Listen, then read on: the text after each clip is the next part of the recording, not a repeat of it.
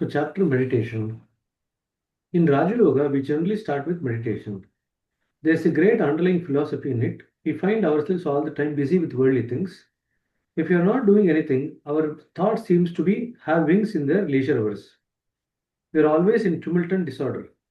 Our individual mind has become used to such a type of character, and thus we have made everything topsy-turvy. Our actions and thoughts count much in our wrong making.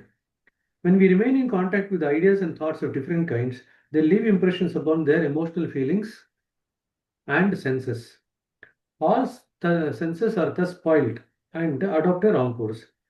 When such practice continues for a long period, we make them worse. The marks we thus make upon the senses and the indriyas turn them into solid like a rock, having no both or wisdom. The soul is not acted upon, but we create such obstacles and coverings which brother keep ಇದು us back. ಆಗಿದೆ ಅನ್ಸ್ತಲ್ಲ last ಇದೆಲ್ಲ class ಅಲ್ಲಿ. ಆಯ್ತಲ್ವಾ last time ಓದಿದಲ್ವಾ ಇದನ್ನ ಹೌದು, here the kingdom of God begins ಅಂತ ಇದೆ ನೋಡಿ. ಅದು ನೀವು ಆಯ್ತಲ್ವಾ ಅಂಡರ್ಲೈನ್ ಮಾಡಿಸಿ. ಹ್ಮ್.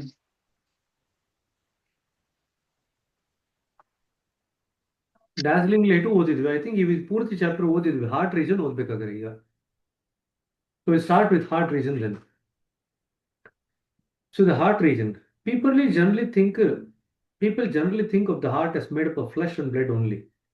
Whenever the idea of heart comes to them, they locate its position as that of the heart made up of the things said above. This is one of the limitations in viewing the heart region in its broadest sense. So heart andre there are multiple meanings in which the word heart is used. ಆಯ್ತಾ so anyway, it is really a vast circle covering everything inner and outer. The things after the first mind all belong to the region of the heart. All the lotuses, chakras are set within its limits. So first mind ಅಥವಾ ಎಲ್ಲಿಂದ ಶುರು ಮಾಡಿದ್ವಿ ನಾವು first mind ಅಥವಾ super mind of god ಅಂತ ಹಿಂದಿನ chapter ಓದಿದ್ವಲ್ಲ maximum ಅಲ್ಲಿ ಜ್ಞಾಪಕ ಇದೆಯಾ ಮ್ಯಾಕ್ಸಿಮಮ್ ಸಿಕ್ಸ್ ಅಲ್ಲಿ ಓದಿದ್ವಲ್ಲ Yes, yes, ಜ್ಞಾಪಕ yes. ಇದೆಯಾ first mind super Ah, mind ಅಂತ ನಿನ್ನೆ ಮೊನ್ನೆ ah, yes. ಯಾವುದು ಫಸ್ಟ್ ಮೈಂಡ್ ಅಂದ್ರೆ First to after the show, the right after the show. show itself is the first mind. Okay. Show itself is the first mind or the super mind of God. So ಅಲ್ಲಿಂದ ಕೆಳಗಡೆ ಎಲ್ಲಾನು is within the heart region ಅಂತ ಹೇಳ್ತಾರೆ all the lotuses all the chakras are within its limits in other words they can well be called as a part of this big region the stages of human approach are lying hidden in it super consciousness lies there sushupti is a part of it. We are playing like ducks on the water in that region. The stage of intercommunication with the liberated souls of the brighter region or brighter world starts from this place. The individual mind plays its part in this region. It is the main artery of God. We cannot reach Him unless we proceed through it. Narada is playing a tune in this region. So, the entire region from the first mind of God up to the lowest part of the creation. Now, I want you to look at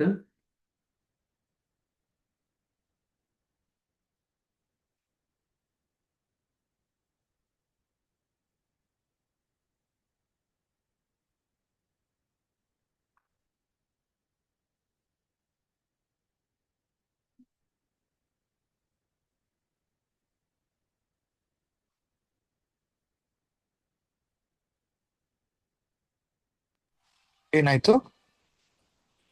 I'm just looking at where did we actually read about the first mind of God and the super mind of God. I thought it was in Maxim 6, but I'm not able to find it in Maxim 6.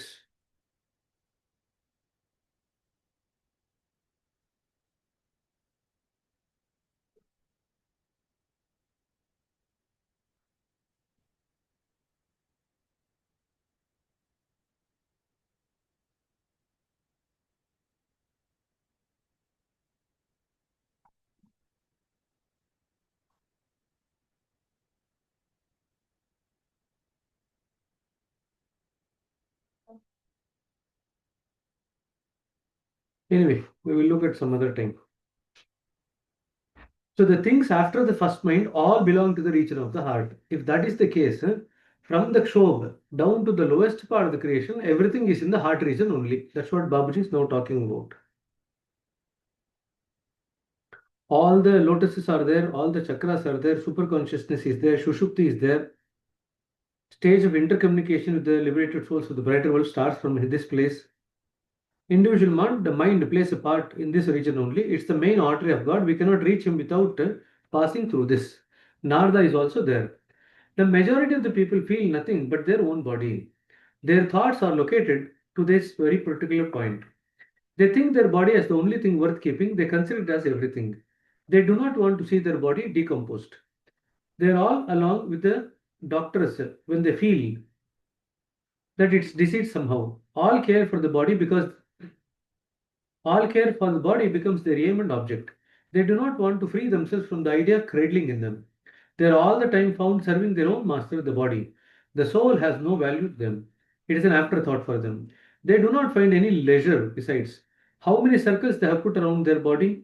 If the body was solid itself, they have hammered it round and round, making it all the more solid and hard. Where do their ideas now lie? On the body or inside it? So it's never inside, it's on the body only. So because of the exclusive or excessive attention that we pay to the body all the time, we go on hammering circles around the body and make it even more solid. Anyway, it was more solid, we make it even more solid. When you lay stress upon a certain thing, ideas begin to jump inside, but in consonance with the thoughts already made. What you find within it is the idea of working for the body. Now you are working for the body, you remain in contact with such a body and you make it even more solid. So every time we do an activity thinking of the body as the doer, we are making the body more solid.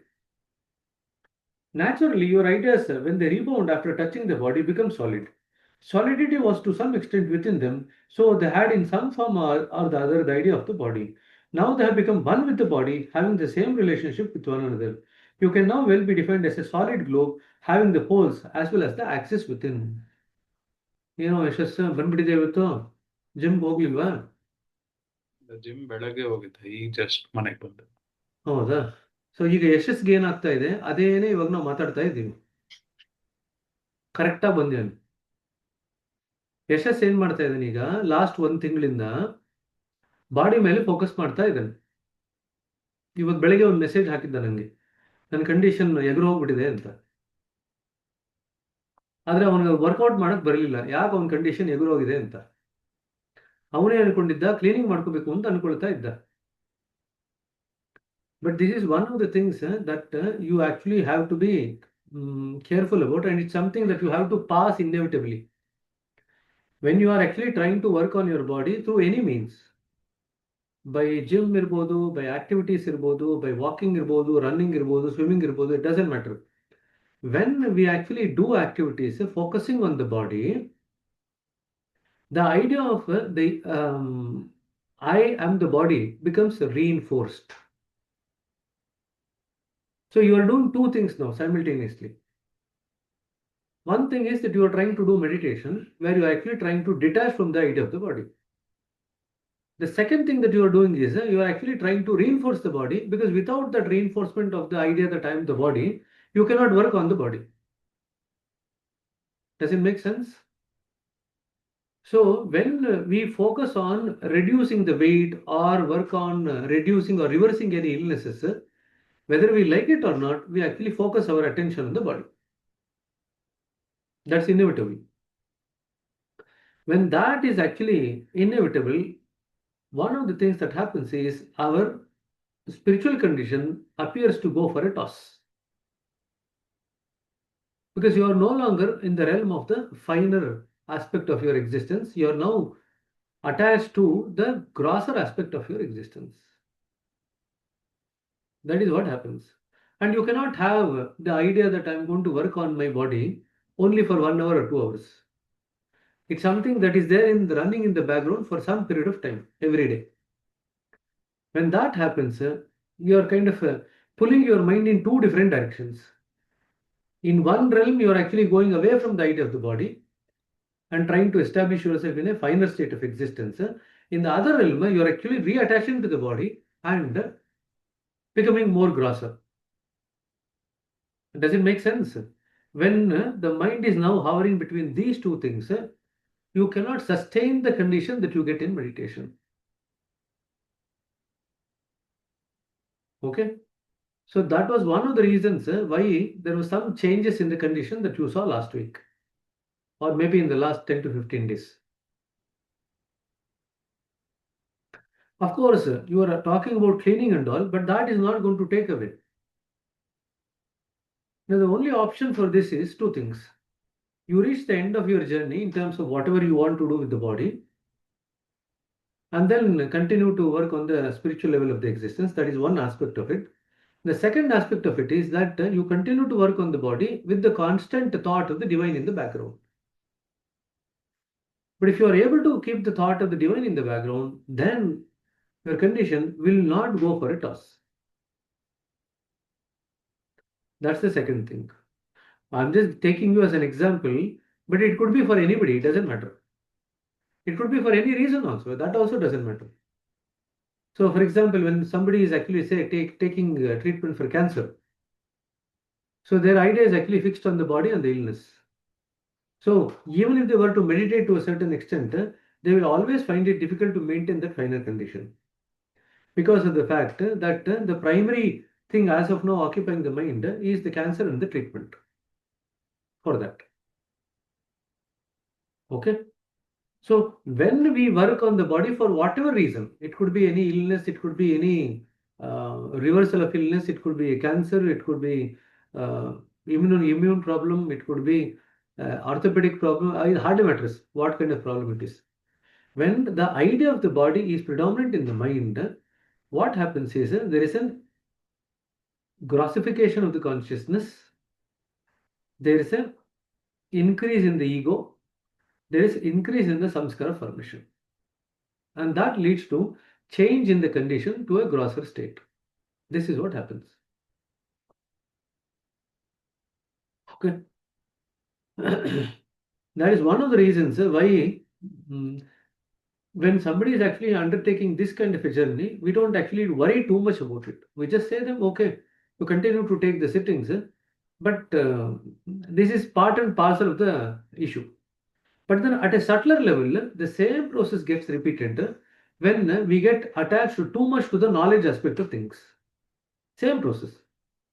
When you get attached to the knowledge aspect of the things, it's the intellect which now multiplies and the ego becomes more grosser. Now, when does that go away? That goes away when we actually digest what we have actually put in the mind via the intellect. And then you do the practice and then digest what you have put. Then it quietens down and the ego gets refined again. Likewise, when we work on the body, when that gets digested in the system, again the ego starts getting refined and then we start stabilizing in a more subtler condition.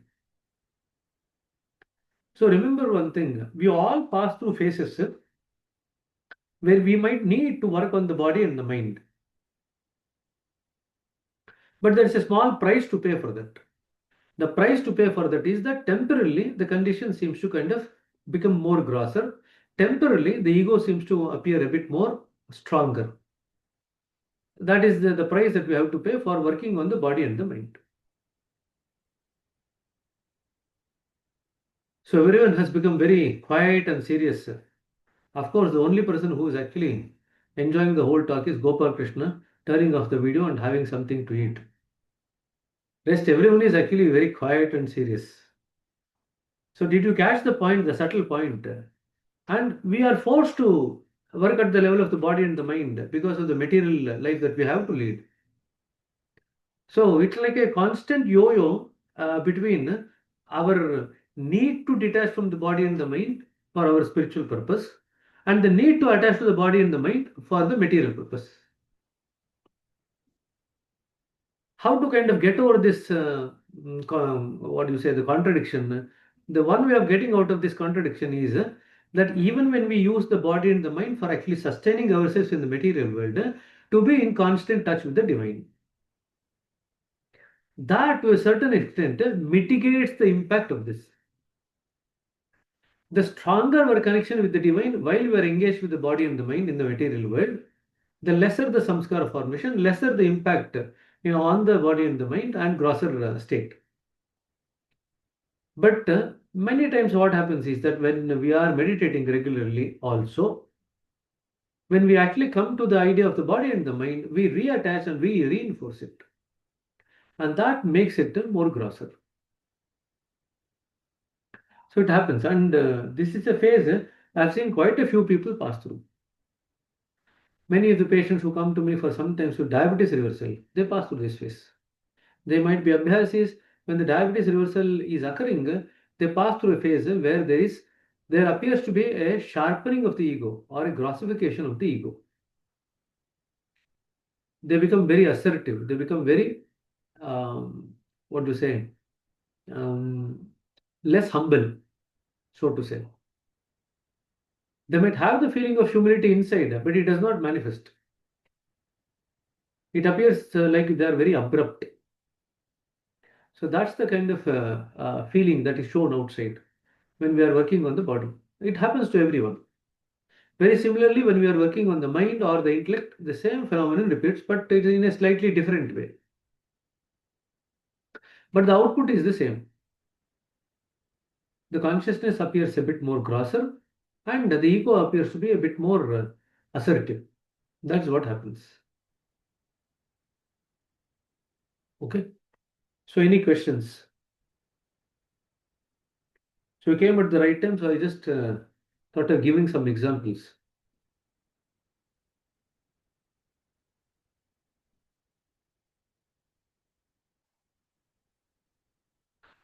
See, whatever phases of life that we pass through, that is our best teacher. Okay, this is for everyone. The different phases of life that we pass through is our best teacher, provided we are able to observe it impartially and deduce the right things from it. That's all it is.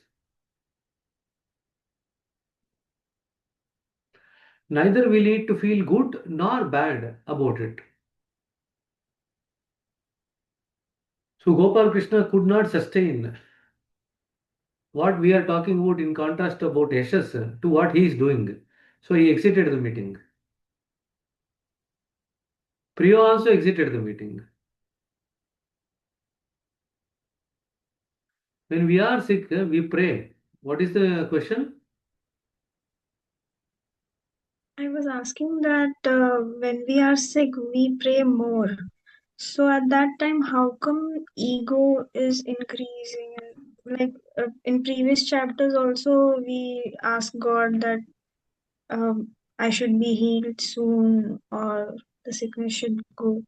So you took a example of a When you case. take an idea that I should be healed soon, what are you reinforcing?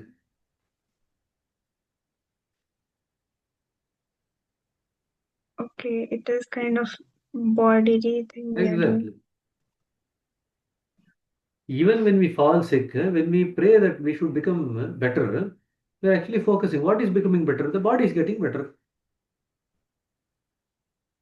Right? So, even when we are sick, the only way we can actually pray is let the thing which is best for my spiritual journey happen. Now, that is safe under all circumstances. Whatever is the best as far as our spiritual journey is concerned, let it happen. When you pray like that, you are praying anyway for what is necessary. Now, if it is necessary that the illness has to heal faster, that will heal faster without you reinforcing the idea of the body. But when you specifically say that let the illness in the body heal, then you are reinforcing the idea of the body. Does it get the point? Say somebody has high sugar and they want to reduce the sugar. They have to focus on the body to some extent. They'll have to focus on the weight, they'll have to focus on the sugar levels in the blood. So various tests that they're actually going to undertake in the next few months. So some element of focusing on the body is inevitable, right? So when we are learning something, some element of focusing on the mind is inevitable. We are reading the book, we are discussing various things. Now, whatever we are discussing first needs to get deposited in the mind. Then eventually, after it gets deposited, what happens is that it gets digested. the knowledge gets digested. Whatever information you put goes in and develops interconnections with the other knowledges that you already have put in. And then with the practice, the knowledge gets digested. Then over a period of time, the knowledge is no longer need to be held separately because the practice now makes it part of you. To just take a very simple concrete example, suppose you go to the driving class on the first day and the driver instructor gives you instructions that this is the clutch, this is the brake, this is the gear, this is how you change the gear, this is how you drive, this is how you start the car, everything they'll give you instructions. On the first day, it is knowledge for you. Information come knowledge that you actually store in your mind. Now it's not possible that you will pick up everything though. You might pick up few things. So you go to the next class. When you go to the next class, the same instructions are repeated, but somehow you are able to be familiar with that knowledge now. So you might be able to pick up few things faster. Suppose you go to the class the third day. Then the driver might not, the instructor might not repeat every instruction. They might just say, okay, please sit down and start the car. They would expect that whatever they have told you, you would have put in practice and you will remember and do it. Right? They might ask you to adjust the mirror, this mirror, the steering wheel to put it in the neutral position. They'll look at all these things, whether you have actually done that. They might not repeat all the instructions from point A that they started on first day. Okay. Now, if you do it automatically, it is no longer a burden of the knowledge that you are carrying. There is no burden of the knowledge now. That part of the knowledge which you are already doing in practice, now it is part of your practical aspect of life. It is no longer held as a knowledge at the mind level. In other words, you have now started digesting what has been given to you by the driving instructor. Over a period of time, more and more of whatever the driving instructor teaches you becomes part of your driving skill, which is part of the self. That is what happens. So when that thing which you have learned becomes part of the self, it is no longer held as a separate knowledge. That is now part of your own self. When it becomes part of yourself, I might be able to wake you up in the middle of the night and ask you, will still be able to do it. Because it's part of yourself. It is no longer separate. You don't need to recall the driving and do it. You automatically do it. Does you get the point? So exactly the same thing will happen when we actually read. You read, you take in some amount of information. Then you practice. Then you self-reflect, whatever you have read. Then to the extent that the practice and the self-reflection helps in digesting the knowledge, it becomes part of you.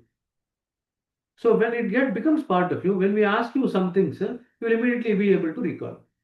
Oh, this is the thing. You remember the votes, the ISIS, the PCMS, the NICE. So I don't know how I've given you so many acronyms. So when that becomes part of your self, because it now become, what do you say, it become ingrained in you, in yourself, then you no longer carry the burden of that particular knowledge. You can recall it whenever you want. That's it. Okay. But remember, when we are reading it for the first time, since that knowledge that you are now taking is not something that you have assimilated, it appears to boost the ego. Very simple way is, whatever is the content of the mind and the body, the ego covers it. So when our focus is on the body or on the mind or any aspect of the mind, the ego balloons up because this actually multiplies. The ego balloons up. It's a part and parcel of the process. Now, as and when we continuously take sittings and do our sadhana regularly, Over a period of time, the ego gradually again brings it back. The ego gets mellowed down because the samskaras can now get start detached. So a few weeks down the line, once things are getting better, we no longer focus on the body or the mind to the same extent. Then the ego will start mellowing down again because of the spiritual practice that you are doing. So for everyone, this what do you say, the continuous yo-yoing between paying attention to the body and the mind and detaching from the body and the mind during meditation. This is a constant thing that is happening throughout our spiritual journey. Until unless we come to that state of consciousness where the detachment from the body and the mind is like permanent. There, what we do is whenever we have to do a task, we just temporarily attach to the body and the mind. After that, again, we detach and we exist at the conscious level, at the spiritual level. Until unless we reach that state, it's always this opposites which are actually working. It's very similar to the accelerator and the brake that we have in the car. So there are times when you have to press the accelerator, there are times when you have to press the brake. It is inevitable that you have to press the brake. You cannot always drive the car with the pedal on the accelerator. That's not possible. Not in any country, it doesn't matter. In Bangalore, though, you have so many humps. So obviously, you will keep putting the brake and then again accelerating, again putting the brake. So they'll make sure that your accelerator and pedal, the brake is in balance with one another. That is what happens in Bangalore. But that is not probably the case in other countries where you might not have as many humps, but still you will use the brake on and off. It's something that you have to do, inevitable part of the journey. Okay. You have too much of traffic. You have to press the brake. You have no choice. So there are multiple reasons why you might need to press the brake. It could be the bad condition of the road. It could be some humps. It could be some vehicles. It could be some animals coming in between. It could be somebody suddenly coming in front of the car. It could be various things. But you still have to balance between the accelerator and the brake. Now, we should not get dejected when we have actually pressed the brake because the work on our system is now occurring in a different place. When the work is now occurring at a different place, we need to learn to understand, okay, this is part and parcel of the journey. I have to go along with this temporarily. While the condition will improve the moment we go back to the other part of the journey. Now, just because you have pressed the brake doesn't mean to say that you cannot press the accelerator again. You can still press the accelerator. What is wrong with it? But remember, after pressing the brake, even if you press the accelerator, there will be a phase where you are still moving slowly, although the pace is picking up. Does it make sense? So that is what happens. Illi Praveen, Gopal Krishna, ಇದೆಲ್ಲ ಹೊರಟೋದ್ರ There, I'm available. ಏನಾದ್ರು ಪ್ರಶ್ನೆ ಇದೆಯಾ ಇದರಲ್ಲಿ?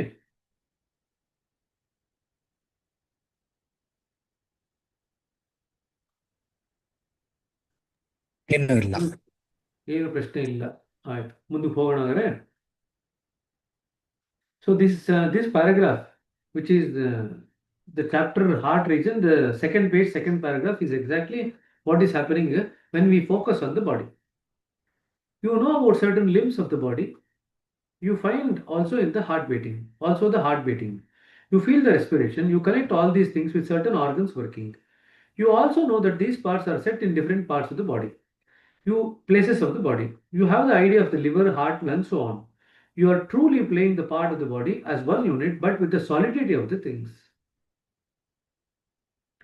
So you consider the body as one, but there is also this idea of the solidity of the things.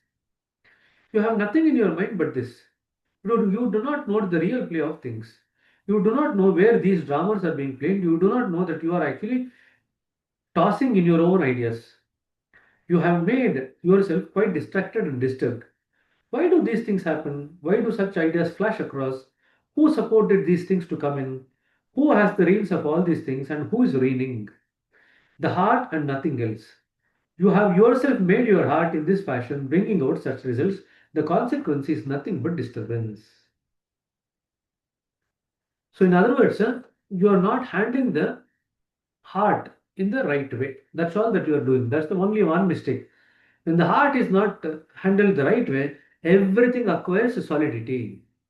When the heart is handled the right way, then it starts losing the solidity. That's all it is. All these thoughts were due to the heart, and subsequently, all your actions will be governed and regulated by this thing only at the first step. Wrongly if unwisely directed, correctly if properly directed. It means it is the master of them all. The heart is the master of them all. It is the controlling agency in itself. This is the condition of your heart within you. It is working in different ways and colors. The main artery of the Almighty, with the idea of creation, is working through it. Underline that. It is through the heart that the Almighty is creating creation, through us. The pendulum like movement in your heart is nothing but the effect of the invisible motion below the center. Underline that. He is now relating the macrocosm to the microcosm. So, Almighty is using the heart for creation, our heart.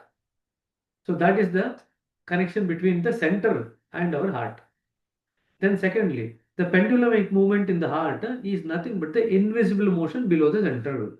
That's again in the macrocosm relating to the microcosm.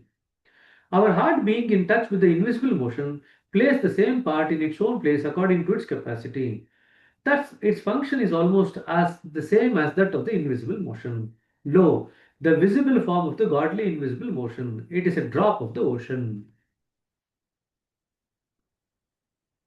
So, Babuji is now connecting the movement of the heart, the visible, the pendulum like movement of the heart, to the invisible motion which is just below the center. This is the visible portion of the invisible motion below the center. The motion that you see in the heart is the visible motion of the invisible motion or the latent motion just below the center. They are both related to one another. Okay. It is a drop of the ocean. It is but a unit issued forth from the center. It is the same power in a limited sense. The big thing has its unlimited power. Limitation, however, is the outcome of your own narrow-mindedness. So if the heart has the same power as the latent motion, then it should be unlimited. But we seem to think that the heart's motion is limited. Why do we feel so? We feel so because of the fact that of our narrow-mindedness. We have enclosed the heart with the narrow-mindedness. Remember, this is the mind, this is the heart. We have enclosed the heart like this. Now, this heart which is pumping is exhibiting the invisible motion below the center. But we don't relate that to the invisible motion. What has happened is our heart is isolated from the rest of the creation because we have covered it by narrow-mindedness. That is what has happened. ಆಯ್ತಾ ಚಳಿ ಆಗ್ತಾ ಇದೆಯಾ ಗೋಪಾಲ್ ಕೃಷ್ಣ ಆಯ್ತಾ ತಿಂದ್ರೆ ಎಲ್ಲ ಬಿಸಿ ಆಗ್ಬೇಕು ನೀನು ತಿಂದು ಚಳಿ ಆಗ್ತಾ ಇದೆಯಾ ಸರಿ ಇದು ಅರ್ಥ ಆಯ್ತಾ relationship between macrocosm and microcosm. So the Almighty is using the heart for his creation. One thing. Second, now if we were to say the Almighty is the heart of the entire creation. If we say that sentence, do you think that's wrong? The center is the heart of the entire creation. What is wrong with that?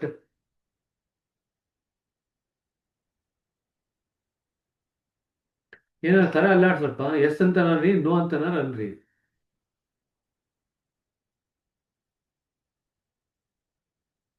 ಗೊತ್ತಾಗ್ಲಿಲ್ಲ. I mean, I couldn't understand how. There is a center and the entire creation is there ಅಂತ ಇಟ್ಕೊಳ್ರಪ್ಪ.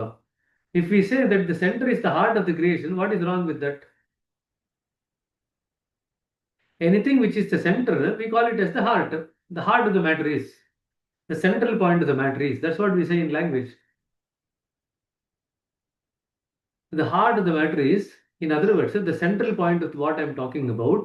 That's what we talk about. So in that particular way, if you say that the center is the heart of the entire creation, it's nothing wrong with it.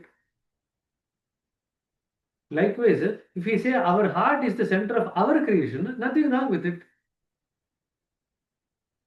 It's very similar. Only thing is, this is in a smaller dimension, that is in a bigger dimension. That's an unlimited dimension. The dimension is different, but the fundamental principle is the same. Okay. Invisible motion descended from the main artery for the creation of the universe, and they spread like showers in the big vast circle. These revolving motions constituted the world, no doubt, and we see the forms created by the Almighty through the invisible motions all around. This clearly proves that we are connected with the force of power which affected such wonderful results as we see in the world. Thus, though diversely related with each other, all things are finally connected with one and the same thing. Everything that you see in the creation is nothing but which has come about because of the result of the invisible motion. That's all it is. Anything that you see is nothing but the form of the invisible motion in the manifested form. That's all. The invisible motion is not manifested. The things that you see in the world is a manifested form of the invisible motion. These things are all running throughout the bigger circle of which we find our heart has to be a part. We have limitations created by our own force of will. That is why we find out inner circle of heart is separated from things said above.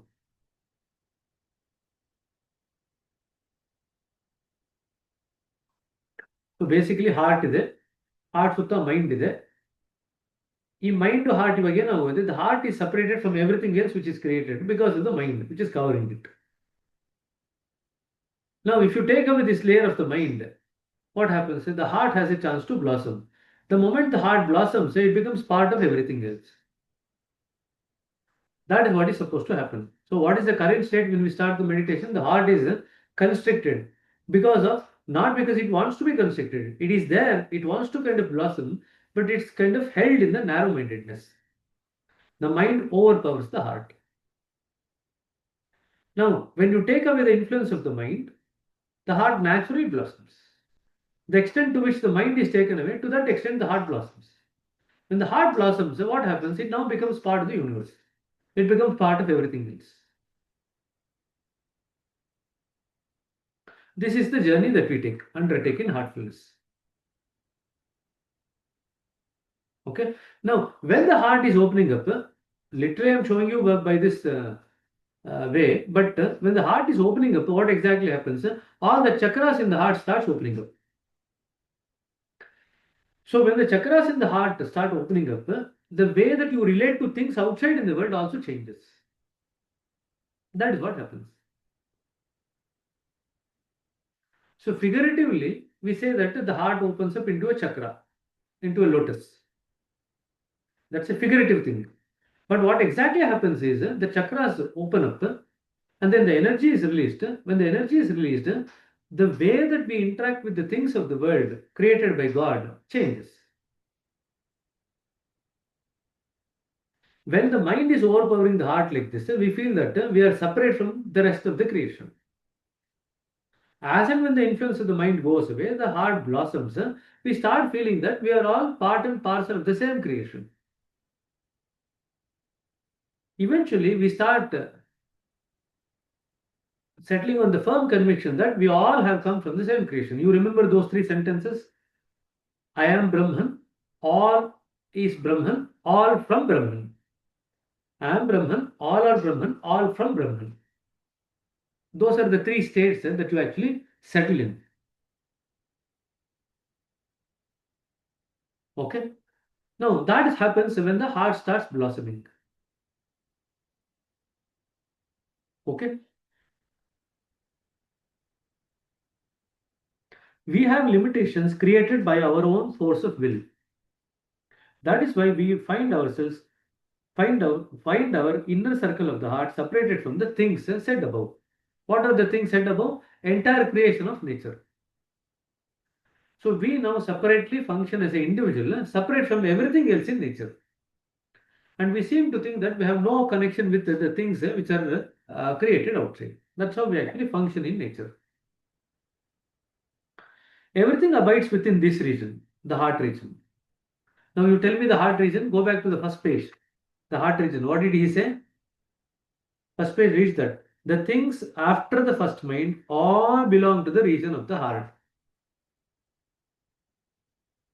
the thing after the first mind, all belong to the region of the heart.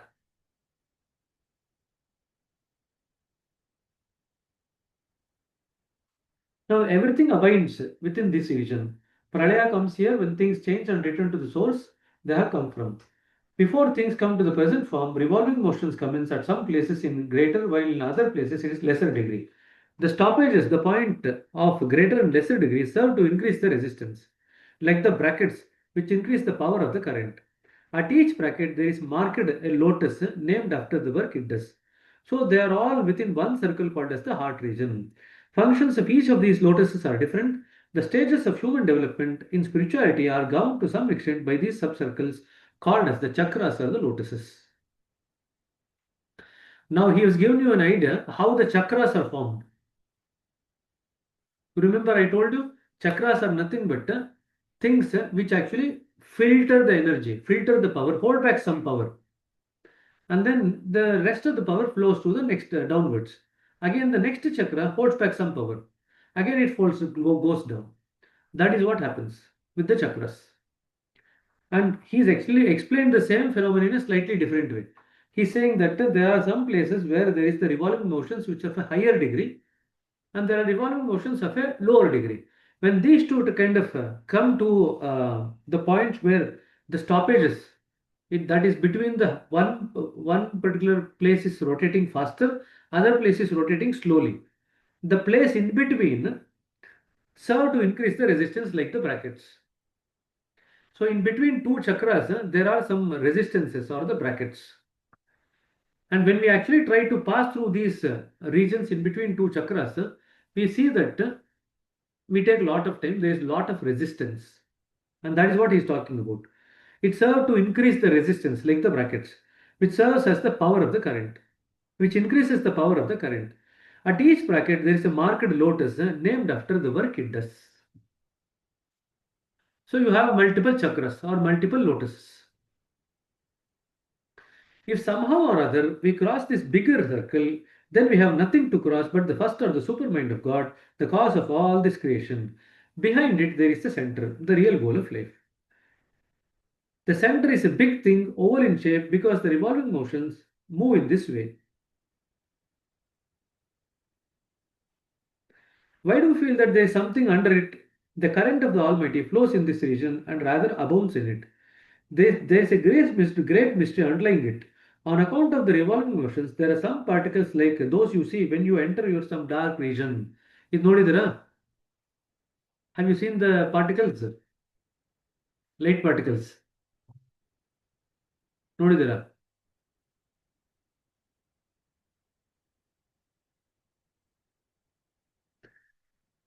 Best thing to do is go to the evening.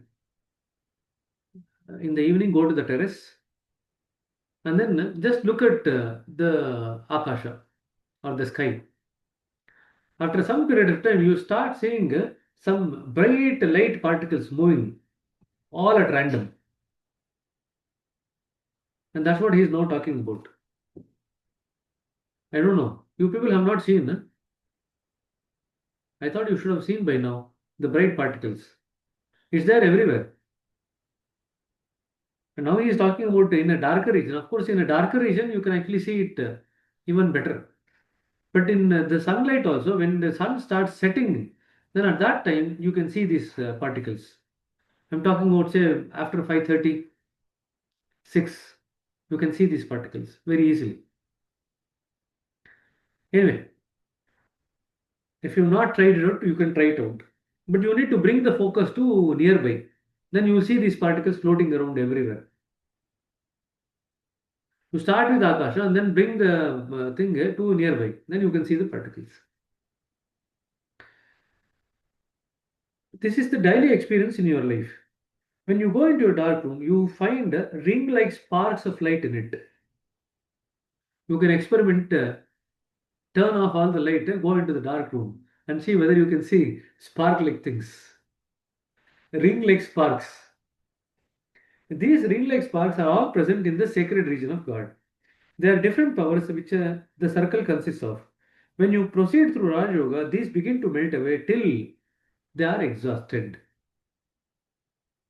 So that's another way of looking at how much you have actually journeyed through Raja Yoga.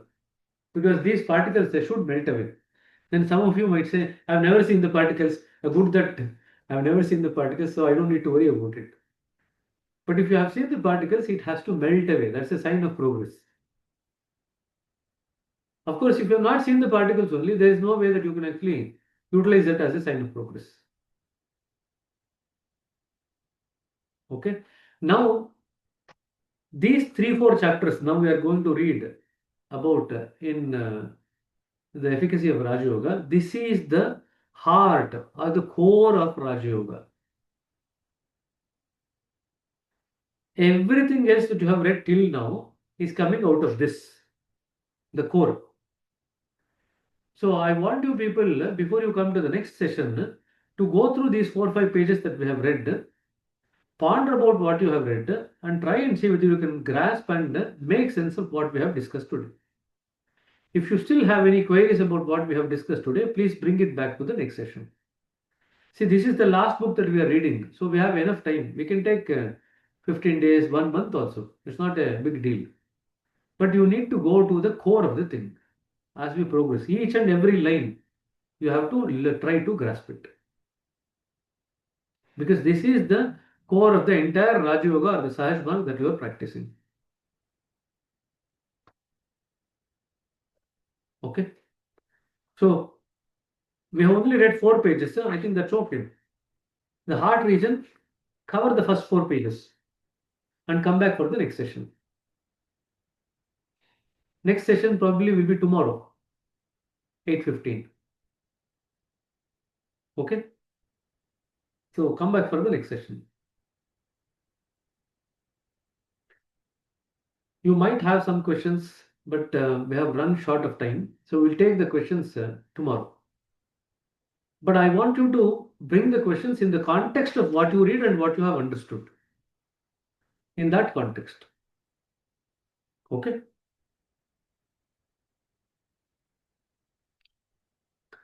Okay. Priya sister, Yashas sir, we'll catch up tomorrow evening. You should be back after the sitting then. If you are attending satsang, you should be back after the satsang. Tomorrow, not tomorrow is not satsang, no? Tomorrow is only Tuesday. So tomorrow, if we are going to have the session, we should have it around 7 o'clock then. But I have another session at 7:30 for the new preceptors. So it might be that